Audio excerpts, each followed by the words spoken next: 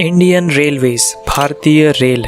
आपने कभी ना कभी तो इंडियन रेलवेज़ में सफ़र किया ही होगा। वो अलग बात है कि कभी इंग्लिश वाला सफ़र भी किया होगा। वैसे तो हमारा रेलवे नेटवर्क बहुत बड़ा है, दुनिया का 4th largest railway system with a track length of 68,426 kilometres. Railways has earned a record revenue of $30 billion in the fiscal year 2022-2023, according to the Indian Ministry of Railways.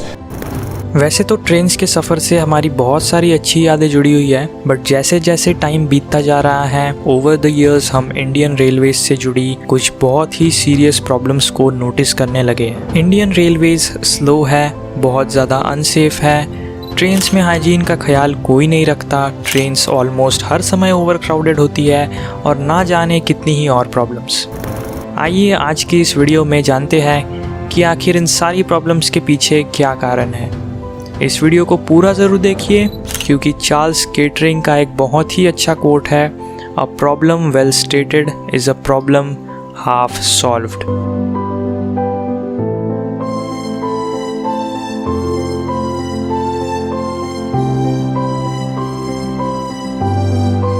सबसे पहली problem है Indian Railways की speed. Trains literally इतनी slow हैं कि तुम लोग सोच भी नहीं सकते। इंडिया में ट्रेन्स का 5-10 मिनट लेट होना तो आम बात है।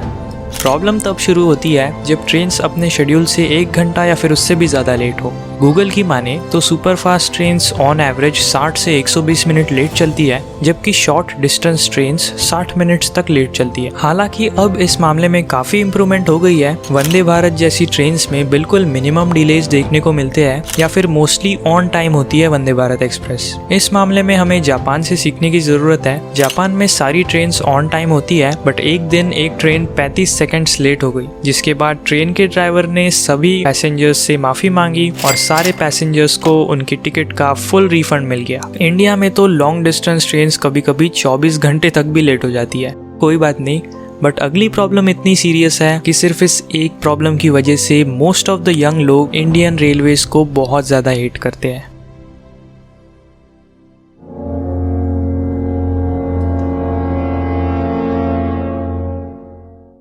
मैं बात कर रहा हूँ क्लीनलीनेस और हाइजीन की। मैंने अपने पूरे बचपन में आज तक जितनी भी बार रेलवेज में सफ़र किया है, हर बार सिर्फ यही देखा है कि ट्रेन का टॉयलेट इतना गंदा और अनहाइजीनिक है कि उसे यूज़ करना ऑलमोस्ट नामुमकिन है। आपने भी बहुत बार ये सब एक्सपीरियंस किया होगा, बट ऐसा क्यों है? आखिर टॉयलेट्स इतने गंदे क्यों होते हैं? पहले ट्रेन्स में ओपन डिस्चार्ज सिस्टम यूज़ हुआ करता था। इस सिस्टम में ट्रेन का टॉयलेट सब कुछ सीधा नीचे ट्रैक पर डिस्चार्ज कर देता था और इसीलिए ट्रेन्स में लिखा हुआ होता था, do not use the toilet when the train is standing in the station.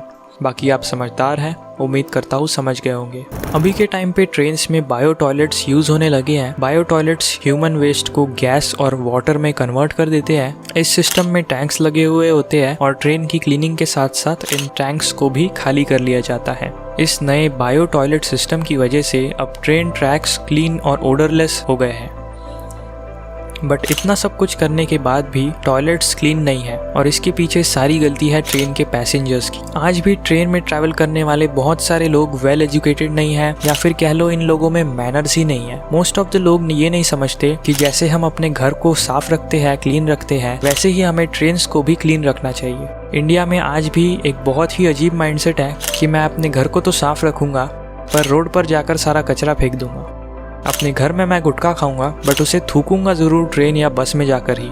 कुछ लोग तो इतने बेशरम होते हैं कि जहाँ पर लिखा हुआ होता है डू नॉट स्पिट हियर, वहीं पर जाकर थूकेंगे। आई होप इंडियंस की ये मेंटालिटी जल्द से जल्द चली जाए। लास्ट प्रॉब्लम ऐसी है जिसको सब लोग देख कर भी अनदेखा कर देते हैं, और वो है ओवर क्राउडिंग और सेफ्टी।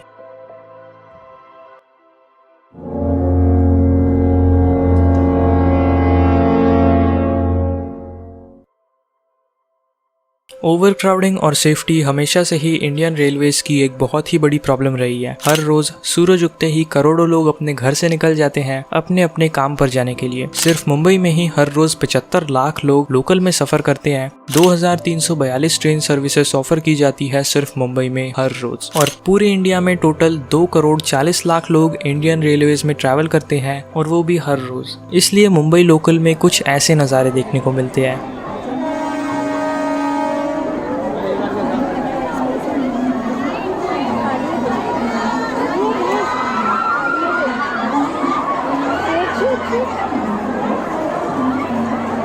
इतनी ओवर क्राउडिंग और इतना केओस हो जाता है कि ट्रेन के अंदर लोग, बाहर लोग, प्लेटफॉर्म पर लोग और ट्रेन के खिड़कियों और दरवाज़ों पर भी लोग चढ़ जाते हैं और इसलिए मुंबई में ऑन एवरेज 7 लोगों की मौत हो जाती है।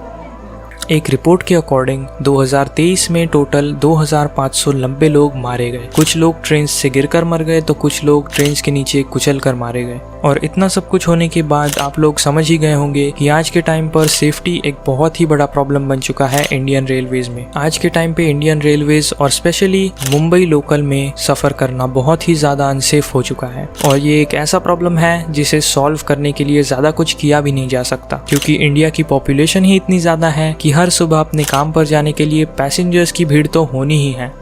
आई होप कि इंडियन रेलवेज इस प्रॉब्लम को जल्दी से जल्दी सॉल्व कर ले। इस वीडियो को अपने उन दोस्तों और रिश्तेदारों के साथ शेयर कीजिए जो हर रोज ट्रेन से जॉब पर जाते हैं। ये वीडियो अगर आपको थोड़ी सी भी नॉलेजेबल या फिर यूजफुल लगी होगी तो एक लाइक जरूर कर दीजिए, क्योंकि इन वीडियोस को बनाने में बहुत ज़्यादा टाइम और मेहनत इन्वेस्ट होती है। और हाँ, अगर आपको नीट स्कैम के बारे में जानना है तो इस वाली वीडियो को ज़रूर देखिए और याद रखिए, जान है तो जहान है। It's better late than never.